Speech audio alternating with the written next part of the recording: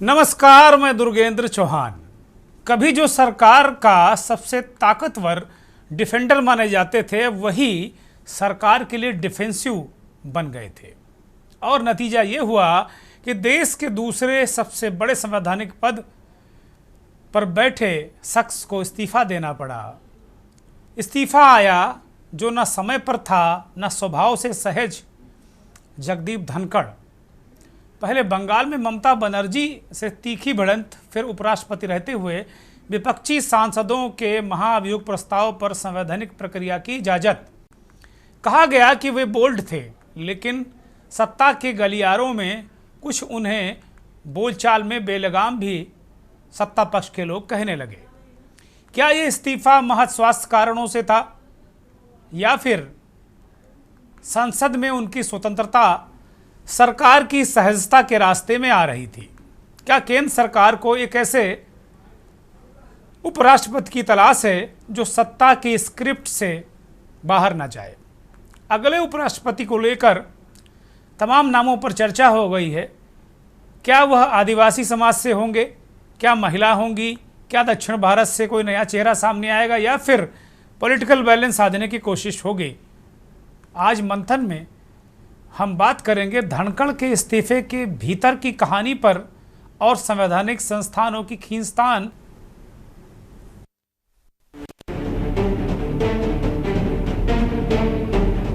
कि कृपया करके मुझे बताइए, क्या किसान से वादा किया गया था और वादा किया गया वादा क्यों नहीं निभाया गया?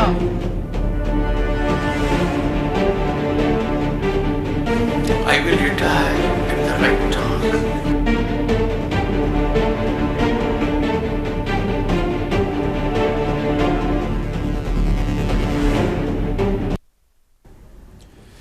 कल रात 9 बजे के आसपास जगदीप धनखड़ उपराष्ट्रपति ने अचानक इस्तीफा दे दिया। बहुत सारे कयास कल रात से आज तक चलते रहे। सुबह में राष्ट्रपति द्रौपदी मुर्मू ने उनका इस्तीफा स्वीकार कर लिया। विपक्ष बार बार ये कह रहा था कि अभी तक प्रधानमंत्री या मंत्रिमंडल के किसी सदस्य ने उनके स्वास्थ्य के बारे में कोई मिजाज पुरसी नहीं की। तकरीबन 14-15 घंटे बाद प्रधानमंत्री का एक्सपोस्ट आया और उन्होंने एक 2 लाइनों में जगदीप धनखड़ के स्वास्थ्य कारणों का जिक्र करते हुए उन्हें एक अच्छा राजनेता और कुशल प्रशासक बताते हुए शुभकामनाएं दी। प्रधानमंत्री के अलावा मुझे और किसी के भी उनकी मिजाज पुरसी करने वाले कोई संदेश, कोई एक्सपोस्ट या किसी प्रकार का कोई संदेश नज़र नहीं आया। तो क्या इसके पीछे कोई रणनीति है? सबसे बड़ी बात यह है कि क्या उपराष्ट्रपति रहते हुए जगदीप धनखड़ सरकार के लिए कैसी कोई समस्या बन गए थे? क्योंकि उनको तो सरकार का डिफेंडर कहा जाता था। पिछली दफ़ा जब राज्यसभा में बड़ी संख्या में सांसदों का निलंबन हुआ तो जगदीप धनखड़ ही निशाने पर थे और उन्होंने मोर्चा लिया। कई बार ऐसा अवसर आया जब उन्होंने मोर्चे को लिया और ये कहा कि वो किसान के बेटे हैं, पीछे हटने वाले नहीं हैं। अचानक ऐसा क्या हुआ कि जगदीप धनखड़ को इस्तीफा देना पड़ा या इस्तीफा दे दिया, लिया गया? बहुत सारे तरीके से इसको कहा जा सकता है। तो देश के उपराष्ट्रपति जगदीप धनखड़ के इस्तीफे ने सभी को चौंका दिया है। संसद का मानसून सत्र शुरू होने से ठीक पहले उनका अचानक पद छोड़ना राजनीतिक हलकों में चर्चा का बड़ा कारण बन गया। धनखड़ ने अपने इस्तीफे की वजह स्वास्थ्य कारण बताया और चिकित्सकीय सलाह की भी बात की, लेकिन 2 साल से ज़्यादा कार्यकाल बाकी रहते हुए यह फैसला कई सवाल खड़े करता है। अब उपराष्ट्रपति की कुर्सी खाली है। नज़रें इस बात पर टिकी हैं कि अगला चेहरा कौन होगा। एनडीए की ओर से कौन उम्मीदवार हो सकता है? बीजेपी किसी राज्यपाल या वरिष्ठ केंद्रीय मंत्री पर भी दांव खेल सकती है या कोई तपाया ऐसा नाम जो चौंका दे सबको, वो हो सकता है। भाजपा सूत्रों के मुताबिक नामों पर मंथन जारी है। तो आखिर अगला उपराष्ट्रपति कौन होगा? चर्चा करने से पहले एक रिपोर्ट देखिए। उपराष्ट्रपति जगदीप धनखड़ के सोमवार देर शाम अचानक इस्तीफे ने देश की राजनीति में हलचल मचा दी। संसद के मॉनसून सत्र के पहले ही दिन उनके इस फैसले ने हर किसी को हैरान कर दिया। स्वास्थ्य कारणों और चिकित्सकीय सलाह का हवाला देते हुए धनखड़ ने राष्ट्रपति द्रौपदी मुर्मू को अपना इस्तीफा सौंपा, जो स्वीकार कर लिया गया। अब उनकी जगह नए उपराष्ट्रपति के चुनाव की प्रक्रिया जल्द शुरू होगी और एनडीए गठबंधन जल्द ही अपना उम्मीदवार घोषित कर सकता है। लेकिन सवाल है कौन? प्रश्नकाल के पहले एक आवश्यक सूचना देनी है। The ministry of home affairs wide notification eight 22/7/25 has conveyed the resignation of Vice President of India, Shri Jagdeep Dhankad, under Article 67A of the Constitution with immediate effect. 74 वर्षीय जगदीप धनखड़ ने अगस्त 2022 में देश के 14वें उपराष्ट्रपति के रूप में शपथ ली थी। वे 3 वर्षों तक राज्यसभा के सभापति के तौर पर कार्यरत रहे और अब 2 साल से ज्यादा कार्यकाल बाकी करते हुए उन्होंने पद छोड़ दिया। जबकि जगदीप धनखड़ ने 10 जुलाई को ही साफ कर दिया था कि मैं अगस्त 2027 से पहले रिटायर नहीं होऊंगा। माननीय Nand Kumar ji, please, you may retire. I will retire at the right time. I will retire at the right time. I will retire at the right time. August 2027. लेकिन इन सबके बीच सुबह इस्तीफा मंजूर होते ही अटकलों पर विराम लग गया। अब नया सवाल सामने आकर खड़ा हो गया है कि अब इस अहम संवैधानिक पद पर कौन बैठेगा। बीजेपी के नेतृत्व वाले एनडीए गठबंधन की ओर से नए उपराष्ट्रपति पद के उम्मीदवार की घोषणा जल्द होने की संभावना है। इस रेस में सबसे मजबूत नाम राज्यसभा के उपसभापति हरिवंश नारायण सिंह का माना जा रहा है। वे जनता दल यूनाइटेड के राज्यसभा सांसद हैं और साल 2020 से उपसभापति के तौर पर काम कर रहे हैं। हरिवंश सिंह को केंद्र सरकार का करीबी और भरोसेमंद चेहरा माना जाता है। बीजेपी किसी राज्य के वर्तमान राज्यपाल को भी उम्मीदवार बना सकती है। जैसे धनखड़ पश्चिम बंगाल के राज्यपाल रह चुके हैं। साथ ही अनुभवी केंद्रीय मंत्री या पार्टी के शीर्ष संगठनात्मक नेता का नाम भी सामने आ सकता है। पार्टी सूत्रों के मुताबिक नेतृत्व के पास कई विकल्प हैं और नाम को लेकर मंथन चल रहा है। वहीं रेस में राजनाथ सिंह, मनोज सिन्हा, बीएसपी प्रमुख मायावती के नाम की भी अटकलें लग रही हैं। बता दें, धनखड़ को साल 2022 में एनडीए सरकार ने उपराष्ट्रपति पद का उम्मीदवार बनाया था। 6 अगस्त 2022 को हुए चुनाव में उन्होंने विपक्ष की उम्मीदवार मार्गरेट अल्वा को बड़े अंतर से हराया था। उन्हें 528 वोट मिले थे, जबकि अल्वा को 182। 10 अगस्त 2022 को उन्होंने देश के 14वें उपराष्ट्रपति के तौर पर शपथ ली थी। उपराष्ट्रपति रहे जगदीप धनखड़ के इस्तीफे से हर कोई हैरान है। कयासों का बाजार गर्म है। वहीं कयासों के बीच धनखड़ के इस्तीफे के अगले दिन पीएम मोदी ने धनखड़ के बेहतर स्वास्थ्य की कामना करते हुए एक्स पर पोस्ट किया। श्री जगदीप धनखड़ जी को भारत के उपराष्ट्रपति सहित कई भूमिकाओं में देश की सेवा करने का अवसर मिला। मैं उनके उत्तम स्वास्थ्य की कामना करता हूँ। पीएम के पोस्ट के बीच धनखड़ के इस्तीफे को लेकर विपक्ष की भी प्रतिक्रियाएं सामने आई। कांग्रेस के सीनियर लीडर और सांसद मल्लिकार्जुन खड़गे ने इस्तीफे के सवाल पर साफ कहा कि उनके इस्तीफे की वजह वो ही जाने। वहीं जम्मू कश्मीर के सीएम उमर अब्दुल्ला ने उनकी सेहत की बेहतरी की दुआ मांगते हुए अचानक इस्तीफे पर हैरानी जताई। जबकि यूपी के पूर्व सीएम अखिलेश यादव ने कहा कि स्वास्थ्य की चिंता सबको होनी चाहिए। देखिए, कारण उन्हीं को मालूम, उससे कुछ हमारा लेना देना नहीं। सरकार जाने और उन्हों जाने, तो इसमें हमारा कोई कहने का मकसद ही नहीं है, क्योंकि ये उनकी इच्छा है और गवर्नमेंट की इच्छा है कि उनको स्वीकार करना नहीं करना, वो सब उनकी बात है। हमारा कोई इससे वास्ता नहीं है। अब सबसे पहले तो मैं उनकी सेहत की उम्मीद रखूंगा। ऊपर वाले से दुआ करूंगा कि हमारे साबका नायब सदर जो हैं वो सेहतियाब हों, उनकी सेहत ठीक रहे, लंबी उम्र हो। ये पहली मर्तबा है शायद कि नायब सदर मुल्क के उन्होंने इस तरह इस्तीफ़ा दिया। जाहिर सी बात है कि उनकी सेहत ने उन्हें और काम करने की इजाज़त नहीं दी। अब चलिए उम्मीद करते हैं कि अब इसके बाद जो बनेगा वो इस कुर्सी और इस दफ्तर के साथ सही माने में इंसाफ करेगा। हम लोगों को जानकारी मिली है स्वास्थ्य को लेकर के है, और इतनी उम्र में स्वास्थ्य को लेकर के तो चिंता करनी चाहिए हम सब लोगों को भी। इतना जब उम्र हो जाती है तो कई बार स्वास्थ्य को लेकर के चिंता करनी चाहिए। बता दें कि धनखड़ से पहले एम वेंकैया नायडू उपराष्ट्रपति थे और वो भी बीजेपी के वरिष्ठ नेता रह चुके हैं। इससे पहले के रुझानों को देखते हुए ये माना जा रहा है कि इस बार भी एनडीए एक ऐसा चेहरा सामने लाएगा जो संगठनात्मक रूप से मजबूत और सदन संचालन में दक्ष हो। इधर पटना में हलचल तेज है। बिहार के मुख्यमंत्री नीतीश कुमार के उपराष्ट्रपति पद की दौड़ में होने की चर्चा जोर पकड़ रही है। हालांकि अब तक जेडीयू या नीतीश कुमार की ओर से इस पर कोई औपचारिक प्रतिक्रिया नहीं आई है। स्पेशल डेस्क के न्यूज इंडिया।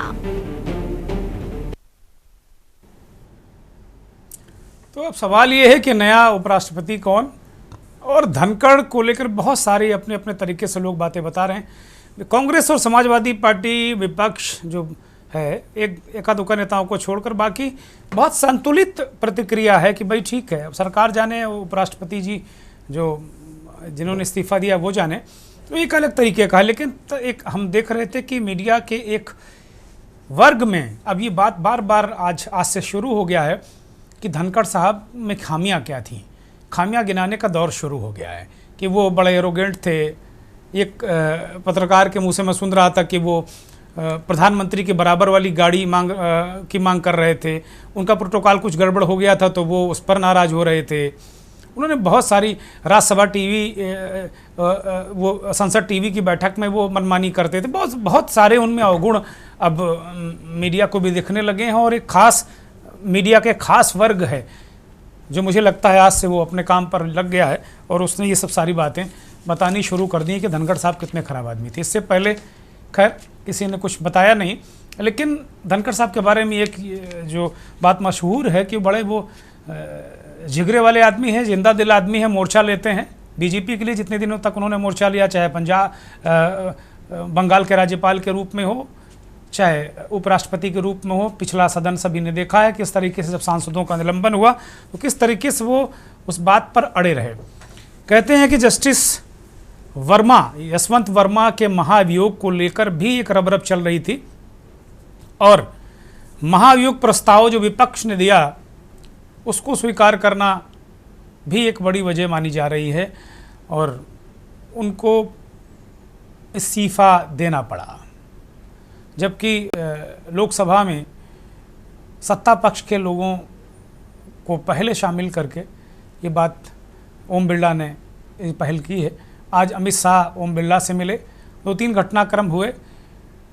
जो राज्यसभा के उपसभापति हैं हरिवंश जी, वो राष्ट्रपति से मिले। एक नया घटनाक्रम चल रहा है। हरिवंश जी का नाम भी बहुत उपराष्ट्रपति के लिए काफ़ी आगे माना जा रहा है। तो अब इसके पीछे क्या कारण हो सकते हैं? बहुत सारे कारण हैं और इसे बहुत सारे लोग संवैधानिक संकट के रूप में प्रस्तुत कर रहे हैं। सरकार, यहाँ तक बहुत सारे विश्लेषक, पत्रकार, पॉलिटिकल पार्टी के लोग इसे कह रहे हैं सरकार की उल्टी गिनती है। खैर अपने अपने तरीके से लोग इसे कर रहे हैं, लेकिन आज हम इस चर्चा को इस मुकाम पर ले जाने की कोशिश करेंगे कि जगदीप धनखड़ को असहज स्थितियों के कारण किस तरीके से, किन परिस्थितियां में उनको जाना पड़ा और ऐसी क्या परिस्थितियां थी जो उनको अनन फानन उनको इस्तीफ़ा देना पड़ा या उनसे इस्तीफ़ा लिया गया। एक तो महत्वपूर्ण बात यह है। दूसरा जो सबसे अहम बात यह है कि जगदीप धनखड़ के बाद कौन, क्योंकि सदन है, मानसून सत्र चल रहा है और बीच मानसून सत्र में उनका इस्तीफ़ा भी एक चौंकाने वाला था। हालांकि 6 महीने में ये चुनाव की व्यवस्था है तो कोई जल्दबाजी भी नहीं। प्रधानमंत्री कल विदेश दौरे पर चले जाएंगे बहुत सारे किंतु परंतु हैं, लेकिन इसे सत्ता संघर्ष से क्या देखा जा सकता है, संघ भाजपा के बीच में कुछ खटपट उससे देखा जा सकता है। एक अलग तरीके से मतलब ऐसा गड्ढ खिचड़ी बनी हुई है कि बात समझ में कुछ आ नहीं रही है। और हमारे साथ मेहमान भी जुड़ गए हैं। विजय खेड़ा भारतीय जनता पार्टी के बहुत ही वरिष्ठ नेता हैं, प्रवक्ता हैं, जुड़े हुए हैं, स्वागत है, धन्यवाद। आदित्य त्रिपाठी कांग्रेस के प्रवक्ता नेता हमारे साथ जुड़े हैं, बहुत धन्यवाद आपका। महेंद्र प्रताप सिंह संघ विचारक के रूप में हमारे साथ जुड़े हुए हैं, आपका ये बहुत स्वागत। हरिकेश बहादुर जी राजनीतिक विश्लेषक के तौर पर जुड़े हैं, 2 बार मेंबर ऑफ पार्लियामेंट रह चुके हैं, राजनीतिक जो अनुभव है, एक संसदीय अनुभव है, उन्हें बहुत अच्छी तरीके से है। मनीष शर्मा राजनीतिक विश्लेषक हैं और हयात उमर वरिष्ठ पत्रकार हैं, हमारे साथ जुड़ गए हैं। सभी मेहमानों का बहुत स्वागत, बहुत धन्यवाद, बहुत आभार। हरिकेश बहादुर जी से हम चर्चा की शुरुआत करेंगे। हरिकेश जी, इस पूरे घटनाक्रम को आप किस तरीके से देखते हैं? क्या कौन सी स्थितियां आपको लग रही हैं? ये एक सामान्य तरीके का एक स्वास्थ्य कारणों वाला इस्तीफा है, या कोई ऐसा कोई सडन कोई ट्रिगर पॉइंट है जो जगदीप धनखड़ को खल गया और उन्होंने इस्तीफा दे दिया? हरिकेश जी। हेलो जी, बोलिए, आपकी आवाज आ रही, बोलिए। मैं चाहता तो था कि आप जरा और लोगों की बात मुझे सुना देते तो मैं भी कुछ अपनी बात कहता। धनखड़ जी मेरे पुराने मित्र हैं, हम दोनों आदमी साथ साथ विठल भाई पटेल हाउस में अगल बगल के कमरों में रहते थे, इसलिए जो कुछ उनके साथ हुआ है या जो कुछ भी स्थितियां बनी हैं या जो चर्चा हो रही है, मुझे उनके प्रति सहानुभूति जी। लेकिन जो कुछ वो कर रहे थे वो कुछ ऐसा मामला था जो बड़ा विवादास्पद था जी। एक तो अपोजिशन के लोगों को बोलने देने में जो बाधा चेयर की तरफ से महसूस की गई, वो एक दुखद पहलू था। दूसरी, सुप्रीम कोर्ट के बारे में कई इशूज पर उन्होंने जो कुछ कहा, कोलोजियम के खिलाफ कभी बोले, कभी बेसिक स्ट्रक्चर के खिलाफ बोले, कभी आर्टिकल 142 को जो सुप्रीम कोर्ट को विशेष रूप से न्याय करने का अधिकार देता है, कंप्लीट जस्टिस का, उसको न्यूक्लियर मिसाइल कहा, बहुत सारी चीजें उन्होंने किया। इन सब चीजों से मामला बड़ा विवादास्पद रहा और लोगों को लगता था कि उपराष्ट्रपति के गरिमामय पद पर रहते हुए इस प्रकार की बातें करना बहुत शोभा देने वाली बात नहीं, लेकिन वो करते रहे सारा कुछ। तो हमने आज एक पोस्ट भेजा उसे उनके इस्तीफे के बाद कि उनकी अंतरात्मा ने तो उनसे नहीं कहा कि इस्तीफा दें, लेकिन जो प्राकृतिक न्याय का सिद्धांत है, नेचुरल जस्टिस का जो प्रिंसिपल है, उसने उनको फोर्स कर दिया कि वो इस्तीफा दें और उन्हें इस्तीफा देना पड़ा। कभी भी मैंने ये भी उसने कहा कि राजनीति में प्रासंगिक बने रहने के लिए जो जीवन के और राजनीति के जो मूल्य हैं, जो उच्चतर मूल्य आप कह सकते हैं, सिद्धांत हैं, उनके साथ बहुत ज्यादा कंप्रोमाइज नहीं करते रहना चाहिए। कुछ सीमा तक तो चलता है, लेकिन एक सीमा से अधिक बढ़ करके जब आप कंप्रोमाइज करना शुरू करते हैं तो वो आपके व्यक्तित्व को प्रभावित करता है। ये सारी घटनाएं ऐसी रही जिससे कि उनके बारे में तरह तरह की बातें हुई, बड़ा विवाद भी रहा, बहुत सी चीजें चलती रही, तो अंत में उनका इस्तीफा हो गया। किन परिस्थितियों में हुआ, क्या हुआ, ये आज भी सबके लिए पहेली बनी हुई है। कोई इसको समझ नहीं पा रहा है कि ये क्यों हुआ। लेकिन कुछ बातें हैं, जैसे जस्टिस यशवंत वर्मा के बारे में जो अभी आपने एक बात बताई कि कुछ लोग ये कह रहे हैं कि वो जो उनके खिलाफ इम्पीचमेंट की बात है, तो भाजपा की सरकार खुद चाहती थी कि उनका इम्पीचमेंट हो, तो उससे कोई विवाद हुआ है ऐसा तो नहीं लगता।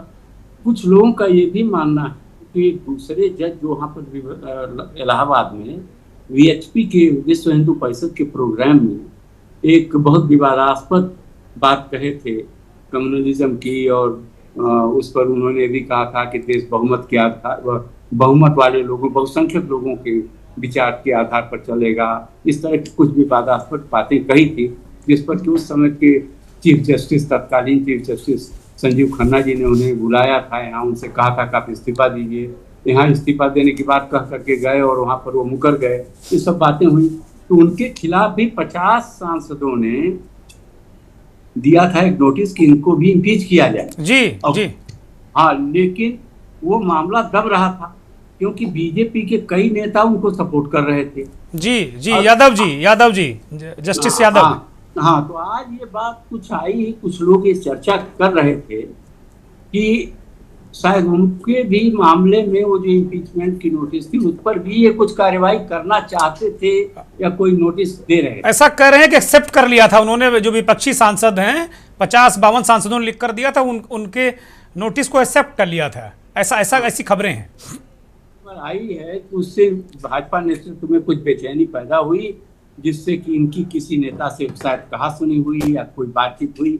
अब ये सब बातें ऐसे चल रही हैं, इससे आगे चल करके हो सकता है बात स्पष्ट हो।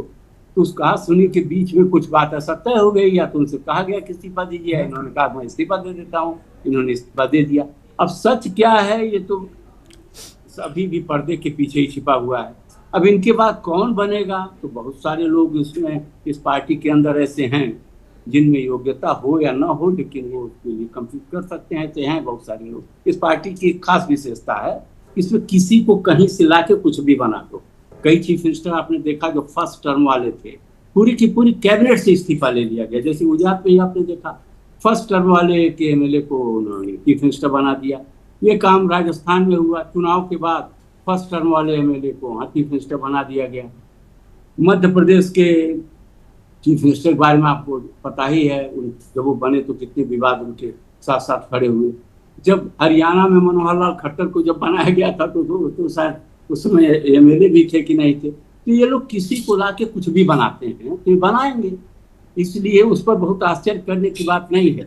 आश्चर्य सिर्फ इस बात पर होगा कि अब की बार इस तरह का कौन सा व्यक्ति आने वाला, बस उसमें ये जो इनकी एक निर्धारित प्रक्रिया है कि किसी को लाओ कहीं से कुछ बना दो, तो उस प्रक्रिया के तहत हरकेश जी वो शोधित करते हैं, परिमार्जित करते हैं, तब लेकर आते हैं।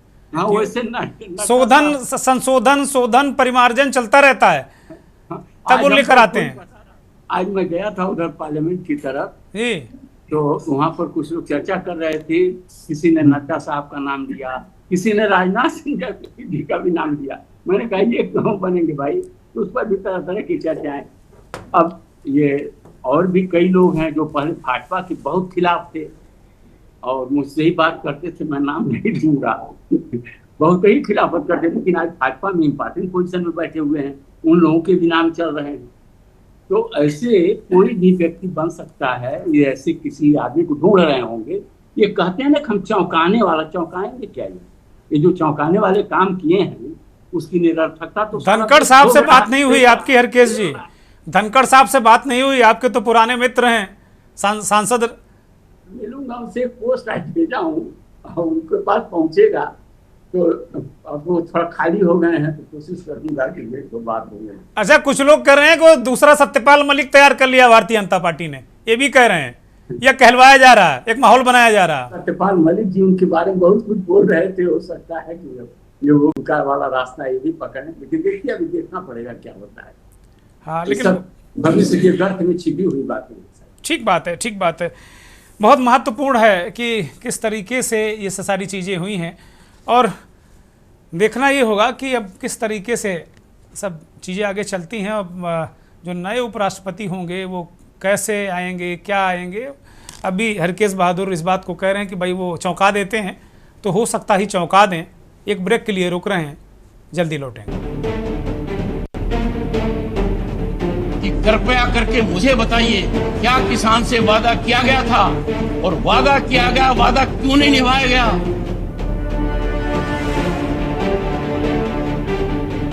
I will retire at the right time.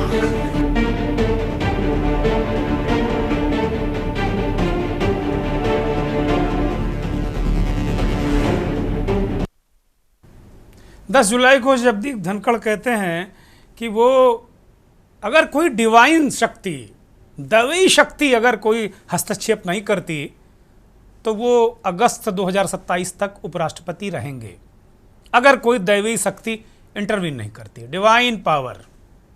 तो क्या किसी दैवी शक्ति ने इंटरवीन कर दिया जिस वजह से वो हट गए? वो दैवी शक्ति कौन है, ये बहुत बड़ा सवाल है। और हमारी चर्चा इस दैवी शक्ति को लेकर भी होगी। और नया उपराष्ट्रपति कैसा होगा, क्या होगा, क्या भारतीय जनता पार्टी को काडर से हट के इस तरीके के जो निर्णय सत्ता के लिए करने पड़ते हैं, क्या उसकी वजह से असहज स्थिति होनी पड़ी बीजेपी की सरकार को? क्योंकि देश का ये पहला ऐसा मामला है जब इस तरीके से इस्तीफा हुआ हो किसी उपराष्ट्रपति का। बहुत सारे इस्तीफे हुए हैं, लेकिन कभी चुनाव लड़ने के लिए या कहीं कोई ऐसी असामयिक घटना घट गई उसकी वजह से। विजय खेड़ा साहब वरिष्ठ नेता हैं भारतीय जनता पार्टी के, हमारे साथ जुड़े हुए हैं। विजय खेड़ा साहब, जिस तरीके से धनखड़ साहब ने कहा था कि कोई डिवाइन शक्ति अगर इंटरवीन नहीं करती है तब मैं रहूँगा, ऐसी कौन सी परिस्थितियाँ बनी होंगी? हालांकि स्वास्थ्य कारण है, आप कह सकते हैं कि स्वास्थ्य कारण है, लेकिन उनकी मिजाज पुरसी के लिए 12-14 घंटे प्रधानमंत्री को भी सोचना पड़ा कि उनकी मिजाज पुरसी की जाए न की जाए, और उसके बाद किसी ने कोई मिजाज पुरसी नहीं की अब तक। तो कुल मिलाकर कहीं भारतीय जनता पार्टी को काडर से अपने हट के, विचारधारा से हट के इतने महत्वपूर्ण पद पर किसी ऐसे व्यक्ति को बैठाना जो काडर का न हो, विचारधारा का न हो, मुश्किलों की ये बड़ी वजह है क्या विजय खेड़ा साहब? देखिए, पहले तो यही बात कर लें जो त्याग पत्र की जो बात हुई है उनकी, हम भी अच्छी तरह से जानते हैं माननीय उपराष्ट्रपति जी को, धनखड़ जी को, कि हमने भी उनके साथ काम किया है। मैं राष्ट्रीय संयोजक था कांग्रेस कमेटी में डॉक्टर सेल का, वो लीगल सेल के अध्यक्ष थे। हम उनके स्वभाव से भी परिचित हैं। शुरू से वो निर्णय लेने वाले आदमी हैं। जब चंद्रशेखर जी की सरकार में भी मुख्यमंत्री थे केंद्र में, तब भी हमने देखा है। तो पहली बात तो ये है, उन्हें ना तो कोई दबाव नहीं हो सकता किसी तरह का, और उनके इस्तीफे में नहीं तो ये बात भी आ सकती थी। उन्हें सारे तरीके आते हैं एक बिंदु को कैसे वो प्रकट करें। वो लिख भी सकते थे कि व्यक्तिगत कारणों से इस्तीफा दे रहा हूं, तब तो वो चर्चा का विषय हो सकता था थोड़ी बहुत देर के लिए, पर ऐसा नहीं लिखा। लोग लिखते हैं व्यक्तिगत कारणों से, तो राजनीतिक कारण भी हो सकता है, लेकिन स्पष्ट रूप से लिख रहा है वो जो शख्स कि मैं स्वास्थ्य कारणों से दे रहा हूं, बिल्कुल कारण स्पष्ट कर रहा है, जिसकी कतई आवश्यकता नहीं थी। बिना कारण के भी दे सकते थे, स्वेच्छा भी शब्द इस्तेमाल कर सकते थे। इसका मतलब वो वाकई अस्वस्थ थे और उससे पीड़ित थे, और उन्हें लगा होगा कि अब हम शायद जितना हमें डिलीवर करना चाहिए, हम उस कार्य से अपने पद से न्याय नहीं कर सकेंगे, जैसा मुझे लगता है। और इतनी प्रशंसा भी आवश्यकता नहीं थी किसी को प्रधानमंत्री की करने की, जितनी प्रशंसा उन्होंने की है कि हमने उनसे सीखा है, उनसे जाना है, अपने आप को इस तरह से उन्होंने प्रकट किया है। ये अपने आप में बोलता है कि कोई कारण इसके पीछे नहीं हो सकता। अभी महाभियोग की बात कर रहे थे हमारे भाई हरकेश जी, वो भी अपने परम मित्रों में हैं। उन्होंने अभी कहा, तो मैं उन्हें बता दूं कि ये महाभियोग वो महाभियोग नहीं है जो कपिल सिब्बल जैसे लोग लगाते हैं व्यक्तिगत स्वार्थ के लिए, व्यक्तिगत कारणों के लिए। जो प्रस्ताव कतई पास नहीं हो सका, हो भी नहीं सकता था, फिर भी बेइज्जत करने के लिए, अपने सेटिस्फेक्शन के लिए उन्होंने लगाया था। ऐसा कुछ नहीं है। यहाँ पर तो सामने है भ्रष्टाचार के तो चार्जेस लगे ही लगे, बाकी सुप्रीम कोर्ट के जजेस की कमेटी ने उसको माना है, तो इसमें महाभियोग नहीं लगाना ही गलत है। अगर नहीं लगाते तो न्याय नहीं करते राष्ट्र के साथ या देश के साथ। अब सवाल है नए राष्ट्रपति की। यहाँ फिर रिकेश बहादुर जी ने एक बात की कि साहब ये तो किसी को भी ला सकते हैं, यहाँ तो योग्यता का कुछ नहीं, बाहर से ला सकते हैं। वो शायद ये भूल गए कि कांग्रेस पार्टी यानी जय सिंह को राष्ट्रपति पद के लिए लाई थी। ये एक योग्यता बता दें। मैं उनके खिलाफ नहीं बोलना चाहता हूं क्योंकि वो अब नहीं है यहाँ पर, लेकिन चूंकि बात इन्होंने छेड़ी है तो मुझे वो नाम बताना पड़ा। और भी बता सकता हूँ, प्रतिभा पाटिल जी का वगैरह वगैरह। आप कहाँ से किसको लाते हैं? आप राहुल गांधी को प्रधानमंत्री बनाने के लिए तैयार हैं, उनकी क्या योग्यता है ये भी हम अच्छी तरह जानते हैं। हम राजीव गांधी माननीय जिनका बड़ा आदर करते हैं, आप पायलट से उठा के सीधा प्रधानमंत्री बनाते, जिन्हें इतना सा अनुभव नहीं है। उन्होंने अच्छा काम किया, अलग बात है कैसा किया, लेकिन आप ये सब खुद कर सकते हैं। कॉर्पोरेट से लाके अरुण नेहरू को पूरा हिंदुस्तान सौंप सकते हैं सरकार, और हमसे ये कह रहे हैं भारतीय जनता पार्टी से किसी को ले आते हैं, कहीं से ले आते हैं। जब सौंपा गया तो आप भी थे वहां पर, जब सौंपा गया होगा तो आप भी थे महाराज। चूंकि उन्होंने कहा, इसलिए खेड़ा आप भी वहां थे। माफ करना, फिर आपकी बात बोलता हूँ।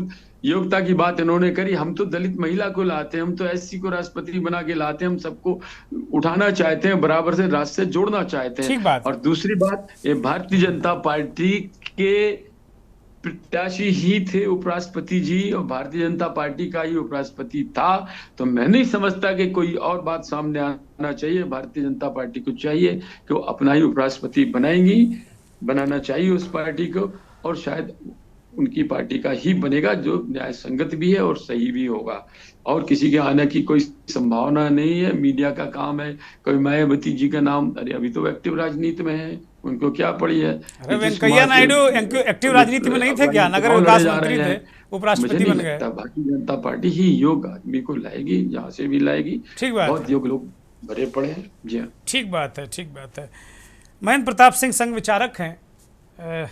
अभी खेरा साहब ने तो मेरे सवाल का जवाब दिया नहीं। महेंद्र प्रताप सिंह, मेरा सवाल है कि जो प्रयोग, सत्ता के लिए बहुत सारे प्रयोग करने पड़ते हैं, और अभी हाल में इस देश में एक वर्ग तैयार हुआ है, वो कह रहा है कि अगर नरेंद्र मोदी नहीं तो बीजेपी की हैसियत 120 सीट की भी नहीं इस देश में। आपने सुना होगा, वो सांसद जी हैं निशिकांत दुबे, और उनका बयान तब आया जब भागवत साहब ने कहा कि भाई आपको 75 साल में व्यक्ति को अपना रास्ता तय कर लेना चाहिए, सुकून से रहो, घर में अपना पूजा पाठ करो, आनंद लो। तो एक धारा ये है, इस तरीके की धारा इस जी को फिर 1 मिनट दीजिए मुझे महेंद्र जी। तो ये एक धारा चल रही है इस देश में भारतीय जनता पार्टी की राजनीति में। और दूसरा मसला ये है कि सत्यपाल मलिक, जगदीप धनखड़, आरिफ मोहम्मद खान, मतलब बहुत सारे प्रयोग किए हैं। हो सकता है उनकी राजनीतिक कुशलता, इसको देख सकते हैं आप, लेकिन जो संघ पृष्ठभूमि, संघ विचारधारा के लोग होते हैं, वो कहीं कितना भी हो जाए, लेकिन ऐसी असहज स्थिति सरकार, संगठन, इनके लिए कहीं मतलब होती नहीं, जहाँ तक मैंने देखा है। तो क्या फिर से इस तरीके का कोई प्रयोग करना चाहिए, या जो संघ की मूल विचारधारा का व्यक्ति हो उसको यहाँ बैठाना चाहिए? महेंद्र प्रताप सिंह, अनम्यूट करिए महेंद्र जी। मैं विजय खेड़ा आपको समय दूंगा, महेंद्र जी को जरा बोल लेते हैं। जी, हम संतुष्ट हूँ जी। महेंद्र जी, हम आपको सुन नहीं पा रहे हैं। अब आवाज आ रही है? हाँ बोलिए बोलिए, आ रही आवाज? हाँ बोलिए कृपया। जी नमस्कार दुर्गेन जी, बहुत समय बाद हम लोग डिबेट में जी सामने। निवेदन ये कर रहा था मैं, आपकी जो बात है, देखिए विविध प्रकार की योग्यताओं के साथ लोग राजनीतिक और सामाजिक क्षेत्र में काम करते हैं जी। और जो अपर हाउस है, जिसे हम राज्यसभा कहते हैं, जिसके सभापति माननीय उपराष्ट्रपति होते हैं जी, तो जगदीप धनखड़ जी सभापति के तौर पे बेहद योग्य और कुशल व्यक्ति थे जी, और उन्होंने बहुत कुशलता से उसका संचालन भी किया। और जैसा कि खेड़ा साहब ने कहा ना कि वो जितने बेबाक थे, जितने अपने बातों को रखने के लिए प्रामाणिकता के साथ जो उनका कौशल था, चाहे वो बंगाल हो चाहे देश की राजनीति हो, मतलब संकोच नाम की उनके अंदर चीज नहीं थी। और संकोच इसलिए ही था क्योंकि वो ज्ञानी व्यक्ति थे, जानकार व्यक्ति थे जी। एक। दूसरा बात आपने कही ये संघ के बारे में, तो देखिए चाहे वो 75 वर्ष की आयु की बात हो पूजनीय सरसंघ चालक जी की, चाहे वो योग्य व्यक्ति के चयन की बात हो, तो संघ के सरसंघ चालक केवल वही बात बोलते हैं जो जिसको बोलना चाहिए प्रमाणिक तौर पे रखी जानी चाहिए, जो बिल्कुल जिसको बोलना चाहिए, जिसका अनुपालन राजनीतिक क्षेत्र में होना चाहिए। नानाजी देशमुख का हमारे सामने उदाहरण है, 60 साल की राजनीति में उन्होंने संन्यास लिया। मध्य प्रदेश की राजनीति में भी ऐसे बहुत सारे उदाहरण हैं, देश की राजनीति में ऐसे उदाहरण है। तो संघ जो आदर्श की अपेक्षा करता है वो सरसंघ चालक जी ने व्यक्त की है, लेकिन इसका मतलब ये नहीं है कि जो 75 पार होते जा रहा है वो घर बैठ जाए। अगर उनका शरीर उनका मन बुद्धि चेतन इस रूप में है कि वो काम कर सकते हैं तो करना चाहिए। और जैसा बताया गया, उपराष्ट्रपति जी ने स्वास्थ्य कारणों से राजनीतिक अपना पद त्यागा है, तो अगर कोई व्यक्ति स्वास्थ्य कारणों का हवाला देकर अपने दायित्वों से पीछे हट रहा है, इसका मतलब ये है कि वो व्यक्ति अपने दायित्वों के प्रति उतना ही ईमानदार है। नहीं तो आप देखिए, लोग पैर घसीट घसीट के भी राजनीति में बने हुए, जिनको लोग टेका देके चला रहे हैं, और वो राजनीतिक क्षेत्रों में और अपनी अपनी पार्टी के अध्यक्ष हैं। ये स्थिति है।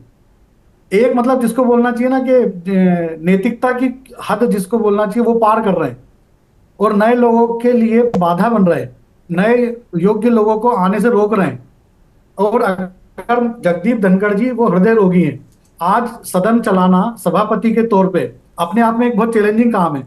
एक साथ 250 लोग चिल्ला चोट करते हैं एक साथ, और उनमें से 250 लोगों की मॉनिटरिंग करना और एक व्यक्ति को बोलने का मौका देना, या 10 लोगों को चुप कराना और एक व्यक्ति को मौका देना, ये अपने आप में चैलेंज का काम है। और जहां तक मेरे को मालूम है, हृदय रोगी को डॉक्टर खुद सलाह देता है कि अब आप तनाव मुक्त जीवन से जिए, तनाव मुक्त आपको रहना चाहिए। अगर आप तनाव रहेंगे तो हो सकता है आप कभी भी अप्रिय स्थिति का शिकार हो जाएं। अगर वो स्वास्थ्य का हवाला दे रहे हैं तो इसका हमको सम्मान करना चाहिए और उनकी इस बात को समझना चाहिए। और जहां तक बात मैं फिर कहूंगा कि विविधता पूर्ण लोग राजनीतिक क्षेत्र में काम कर रहे हैं। कोई जरूरी नहीं है कि संघ विचारों का व्यक्ति ही भारत का राष्ट्रपति, भारत का प्रधानमंत्री, भारत का उपराष्ट्रपति बने। भाजपा में सभी लोग संघ के नहीं है। भाजपा में बहुत सारे लोग ऐसे हैं जो राजनीतिक क्षेत्र में काम करके अपनी पहचान बना के अपनी योग्यता से राजनीतिक क्षेत्र में एक स्थान पे हैं। और भाजपा अगर निर्णय कर, दल उनका अगर निर्णय करता है तो कोई भी योग्य व्यक्ति आएगा। और अगर किसी को ये लगता है कि किसी को भी बना देते हैं, तो किसी को नहीं बनाते हैं, उसकी कुछ ना कुछ योग्यता रहती होगी, उसी को बनाते हैं। अगर वो संसद में चुन के आ रहा है, अगर वो राजनीतिक क्षेत्र में काम कर रहा है, अगर वो विधायक रहा है, सांसद रहा है, राज्यपाल रहा है, तो कुछ ना कुछ की उसकी योग्यता, कोई प्रोफेसर रहा है, कोई लेखक रहा है, कवि रहा है। तो आप देखिए, बहुत हमारे उपसभापति कितने योग्य व्यक्ति हैं, और वो तो उनका राजनीतिक क्षेत्र था भी नहीं, वो तो पत्रकारिता के क्षेत्र से थे और बहुत अच्छे से वो अपना काम कर रहे हैं। तो विविधता से भरे लोग भी और ऐसे स्थानों पे आके अपनी योग्यता को साबित करते हैं और उन सबका हमको सम्मान करना चाहिए। जगदीप धनखड़ की भावनाओं का मैं सम्मान करता हूँ, इतना ही मेरे को कहना है। ठीक बात है। विजय खेड़ा जी कुछ कहना चाहते थे, बोलिए विजय जी, फिर मैं जाऊंगा आगे। अभी आपने एक प्रश्न किया था जी, मैं अधूरा सुन पाया था उसको जी। एक लाइन में जरा सा 1 सेकंड मुझे बता दें, हम इनकी सुनने में ध्यान उतर गया मेरा। अब वो प्रश्न मैं ही भूल गया, मैं आगे। अच्छा, सॉरी, एक बड़ा आपने महत्वपूर्ण सा प्रश्न किया था। हाँ, काफी महत्वपूर्ण था जो हम देर से सुन सके। खैर, संघ की जहां तक विचारधारा का सवाल है, ना तो राष्ट्रपति संघ की विचारधारा से हैं, ना राष्ट्रपति जी जो गए हैं अभी, ना वो संघ की विचारधारा से हैं। इसमें संघ का सवाल नहीं। आरिफ मोहम्मद जैसे लोग भी संघ की विचारधारा से नहीं है। योग्यता के आधार पर और कॉम्पिटेंस, पॉलिटिकल सीनियरिटी, बहुत सारी बातें हैं, वो सब देख के ही पार्टी तय करती है और मैं समझता हूँ अभी भी ऐसा ही तय होगा। ठीक है, ठीक बात है, ठीक बात है। कांग्रेस के नेता आदित्य त्रिपाठी हैं, आदित्य त्रिपाठी जी, बात ठीक है कि भाई योग्यता, अभी विजय खेड़ा ने जैल सिंह का भी एक हवाला दे दिया, वो इस दुनिया में नहीं है। लेकिन कांग्रेस पार्टी और खड़गे जी, मैंने देखा कि वो बहुत ज़्यादा इस विवाद में पड़ना नहीं चाहते। वो करें कि ठीक है, उनका मसला है, सरकार जाने, उपराष्ट्रपति जी जो हैं वो जाने अब इस्तीफ़ा क्यों दिया। तो कांग्रेस पार्टी बहुत ज़्यादा इस मसले पर आ नहीं रही है। लेकिन अगर कोई आपका टेक हो कि भाई धनखड़ साहब के इस्तीफ़े के बाद कोई ऐसी बड़ी स्थितियां बदल जा रही हों सदन की, बाहर सरकार की, तो वो अपनी बात आप रख सकते हैं।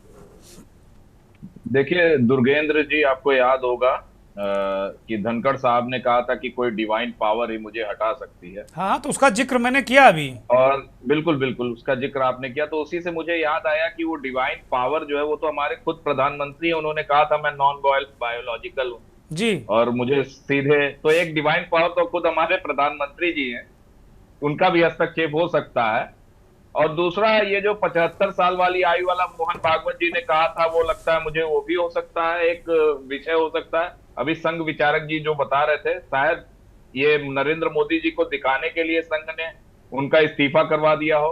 तो तमाम ऐसी बातें हो सकती हैं। लेकिन हमारे एक सांसद है विवेक तनखा जी, उनका कहना था कि धनखड़ साहब ने एक बैठक बुलाई थी जिसमें सारे सीनियर कैबिनेट मिनिस्टर्स को बुलाया गया था और उस मीटिंग को किसी भी सीनियर कैबिनेट मिनिस्टर्स ने अटेंड नहीं किया, जो उनको बुरा लगा। ये भी एक रीजन हो सकता है।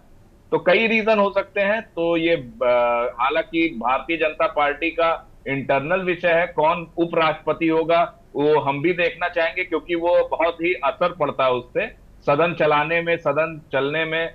ये जो प्रक्रिया होती है वो उपराष्ट्रपति के पास पावर होती है, कैसा वो सदन चलने देना चाहते हैं। तो कांग्रेस भी देखना चाहे कि आगे कौन होगा, एनडीए से होगा कि नीतीश जी दबाव डाल के, बिहार का चुनाव चल रहा है, नीतीश जी अपना किसी को करवा ले जाएंगे, या कहां से दबाव आता है, कौन हो जाता है। तो निश्चित तौर पे देखने का विषय होगा। फिलहाल तो उपराष्ट्रपति जी को स्वास्थ्य का हवाला अगर उन्होंने दिया तो उनके स्वास्थ्य की चिंता हमें है, और उनको निश्चित तौर पे पहले स्वास्थ्य सही करना चाहिए। दुर्गेंद्र जी, ठीक बात है, ठीक बात है। मनीष शर्मा, एक तो आगे बहुत सारे नाम हैं, और अभी हरकेश बहादुर जी ने कहा कि भाई बड़ा कभी भी कोई बन सकता है, तो कोई प्रोफेसर बन सकता है, कोई कवि बन सकता है, कोई सितार वादक बन सकता है, कुछ भी बन सकता है। भाई ये तो योग्यता है, कोई जरूरी थोड़ी कि राजनीतिक क्षेत्र में काम करने वाला ही उपराष्ट्रपति बने या कोई बड़े पदों पर जाए। तो एक तो ये है कि भाई नया कौन, और सदन को लेकर जिस तरीके से कि भाई सदन चलाने में व्यक्ति विशेष की भूमिका बड़ी महत्वपूर्ण होती। हाल के दिनों में अगर देखा गया है कि लोकसभा से लेकर राज्यसभा तक बार बार विपक्ष इस बात को लेकर आवाज़ उठाता है, चीखता चिल्लाता है कि हमारी आवाज़ दबाई जा रही है। तो क्या इसी पैटर्न को लेकर कोई रिफ्ट आप देखते हैं जगदीप धनखड़ और सरकार के बीच में? और जहाँ तक मुझे लगता है, बहुत सारे लोग कह रहे थे, आज दिल्ली में कई लोगों से बात हो रही थी, तो वो कह रहे थे कि साहब ये अभी मामला आएगा और जगदीप धनखड़ हजम करने वाले आदमी नहीं हैं, वो बोलेंगे, बात करेंगे। अभी मुझे लगता है कि वक्त नहीं है बोलने का, बात करने का। लेकिन जिस तरीके से सुप्रीम कोर्ट पर वो बहुत फायर नज़र आ रहे थे भ्रष्टाचार के मसले पर, जजों के मसले पर, वैसे कहीं ना कहीं सरकार को लग रहा था कि ये सुप्रीम कोर्ट में एक मैसेज जा रहा है, जुडिशरी में एक मैसेज जा रहा है कि सरकार जगदीप धनखड़ के जरिए ये सब करवा रही है। तो कहीं उस असहज स्थिति से बचने के लिए उनका इस्तीफा तो नहीं ले गया?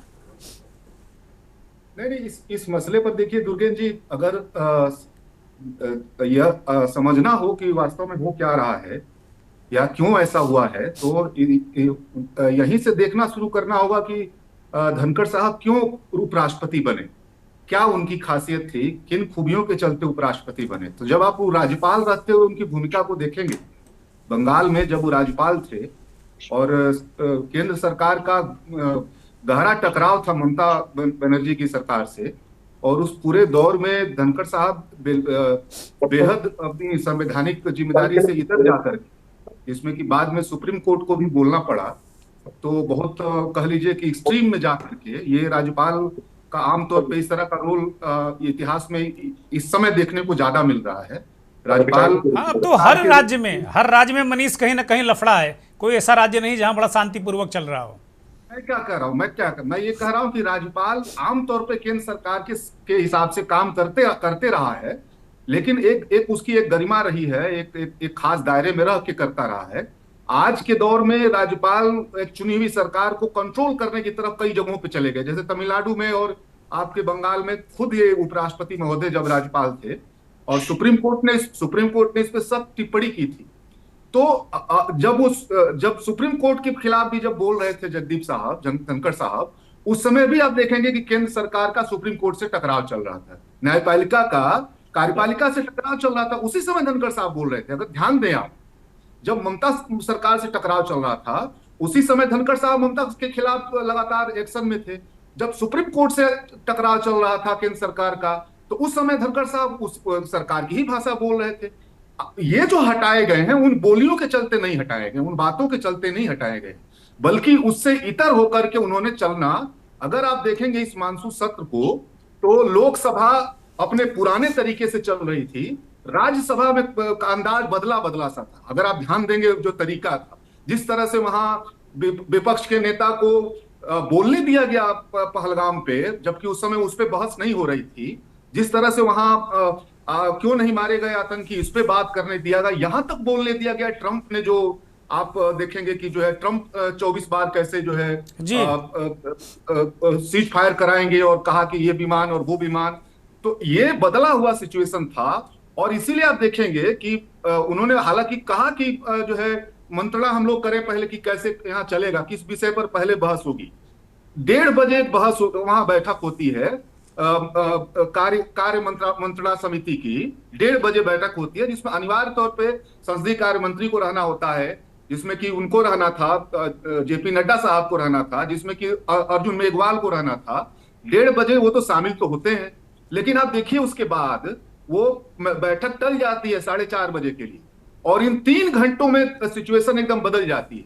3 घंटे में ये होता है कि 4:30 बजे वो बैठक में इंतजार करते रहते हैं और कोई मंत्री वहां नहीं पहुंचता है। और उसी दौर में आप देखेंगे कि सदन में नड्डा साहब की वो भाषा देखिएगा जो बोल रहे हैं कि जो है मैं जो बोलूंगा वह रिकॉर्ड में रहेगा, मैं जो बात करूंगा वह रिकॉर्ड में रहेगा, सीधे उन्हीं की तरफ उंगली करके बोल रहे हैं। तो मेरा ये कहना है कि देखिए उसमें हुआ क्या है, लोकसभा में जिस जस्टिस वर्मा को लेकर के खुद जो है बीजेपी लाना चाहती थी और वो कोशिश हो रही थी, लेकिन राज्यसभा में सरकार को बिना उसमें लिए, बिना सहमति लिए राज्यसभा में उन्होंने विपक्ष के प्रस्ताव को स्वीकार कर लिया। ये बहुत नागवार गुजरा सरकार के लिए, बहुत महत्वपूर्ण बात थी उनके लिए। वो उसका श्रेय खुद लेना चाहते थे, लेकिन वो विपक्ष को यहाँ देने के लिए वो तैयार हो गए। तो मेरा ये कहना है कि राज्यसभा में कई मामलों में धनखड़ साहब सरकार के मंशा के बिल्कुल विरुद्ध जाकर के और स्वतंत्र ढंग से काम करने लगे थे। और आप मोदी सरकार की शैली समझिएगा, मैं 60 में बात को खत्म करूंगा। मोदी सरकार की शैली ये है कि 1 इंच भी आप इधर उधर नहीं हो सकते। कोई भी ऐसा संवैधानिक पद पे बैठा हो व्यक्ति हो, चाहे उसका मंत्री हो, चाहे उसका नेता हो, 2 लोगों के अलावे मोदी सरकार में कोई 1 इंच भी, अगर वो उनकी शैली ही नहीं है। आपको रत्ती रत्ती बात जो है हमारे हिसाब से करना होगा। और जो ही आप शिफ्ट होते हैं, आप इस तरह से सोचिए कि आगे आने वाले समय में सदन को चलाना है, बहुत सारे जो कानून ऐसे ऐसे लाने हैं मोदी जी को, जिन कानूनों पे बहस होनी है, विवादित कानून लाने। और ऐसे समय में अगर कोई ऐसा सभापति रहेगा जो सरकार को संज्ञान में लिए बगैर ही फैसले लेने लगेगा, अपने हिसाब से चलने लगेगा, और वो जी, मुझे लगता है कि मनीष शर्मा का नेटवर्क कुछ गड़बड़ा गया। विजय खेड़ा जवाब दिए जल्दी से, फिर मैं हयात उमर के पास जाऊंगा। जल्दी से विजय खेड़ा।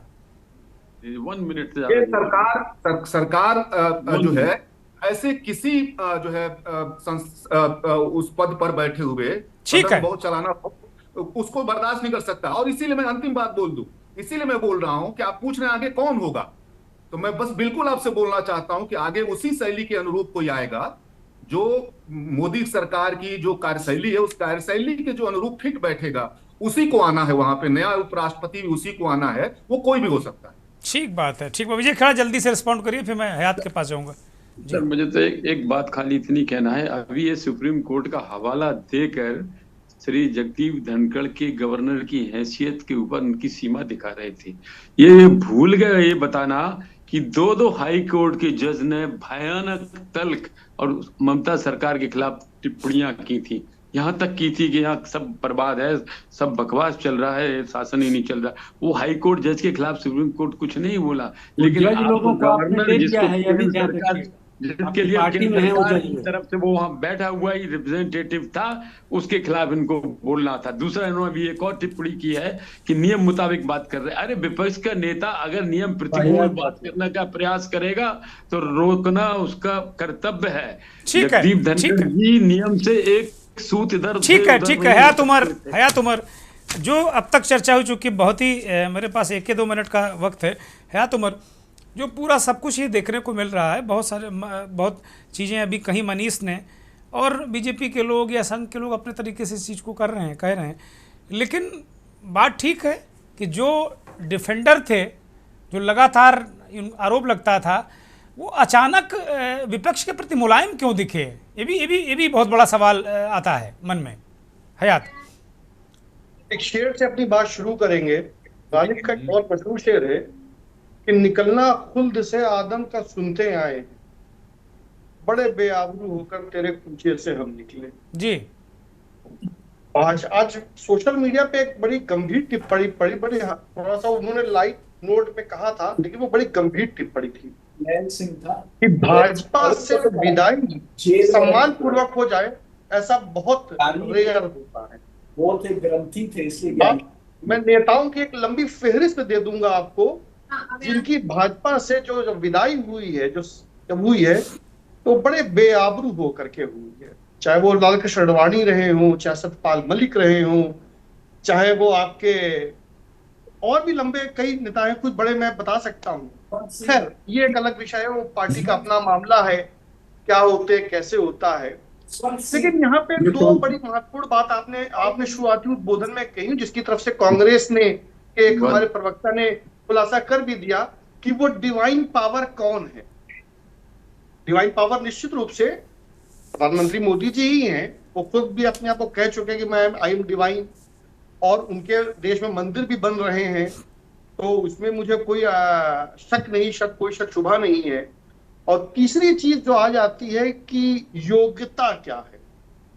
देखिए योग्यता राजनीति में कोई भी पार्टी, अक्रॉस पार्टी लाइन कोई भी राजनीतिक दल हो, राजनीतिक दलों में योग्यता केवल एक ही होती है, वो होती है निष्ठा।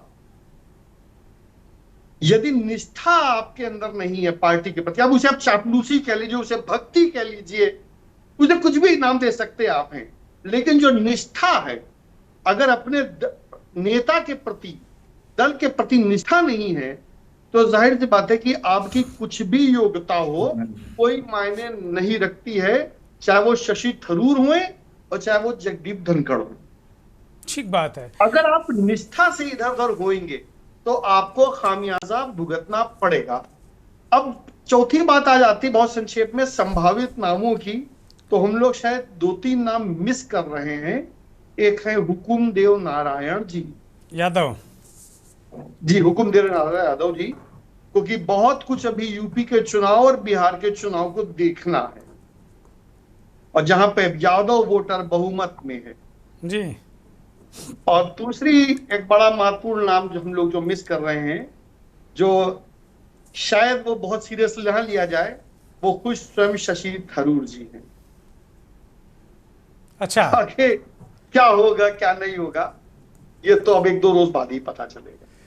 बड़े महत्वपूर्ण नाम आपने गिना दिए। शशि थरूर के बारे में भी आपने जिक्र कर दिया। हो सकता है कि यही कहीं ना शशि थरूर का ही लॉटरी में नाम ना खुल जाए, ये बड़ा महत्वपूर्ण है। हरकेश जी अगर हैं तो एक अंतिम टिप्पणी इस कार्यक्रम की। हरकेश जी देखिए, अंतिम टिप्पणी के रूप में पहले तो खैरा साहब ने जो बातें कहा है, ज्ञानी जैल के, ये तो कांग्रेस में रहे हैं और कांग्रेस के बड़े भक्त सदस्यों में से थे। ये ज्ञानी जैल सिंह की इन्होंने बात किया। जैल सिंह बहुत बड़े फ्रीडम फाइटर थे। 5 साल सैनिटरी कन्फाइनमेंट में उन्हें रखा गया था और उनका नाम था जर्नैल सिंह।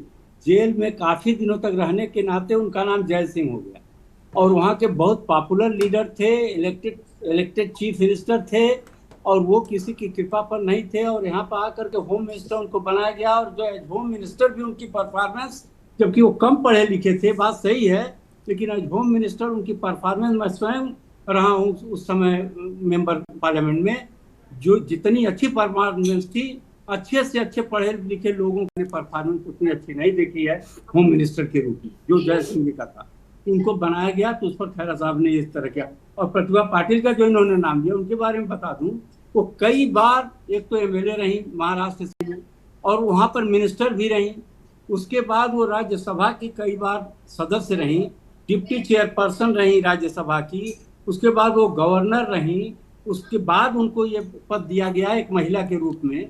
हमारे ख्याल वो पहली महिला राष्ट्रपति थी, और एक योग्य महिला के रूप में उन्हें रखा गया। और जहाँ तक इन लोगों का सवाल है, देखिए यहाँ पर जो मूल रूप से अभी कहा है साहब ने, वो बिल्कुल सही बात कहा है। यहाँ पर किसी इंडिपेंडेंट थिंकिंग वाले आदमी की जगह नहीं है।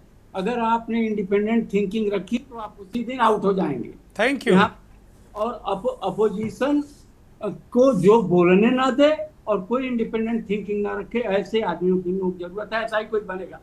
बहुत बहुत धन्यवाद, बहुत बहुत धन्यवाद हरकेश जी, मनीष शर्मा, हयात उमर, विजय खेड़ा, आदित्य त्रिपाठी, महेंद्र प्रताप सिंह।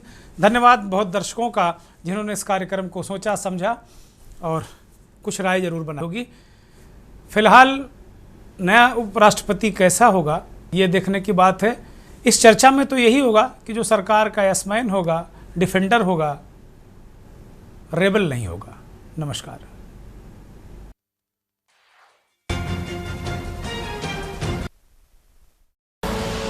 आप देख रहे हैं के न्यूज़।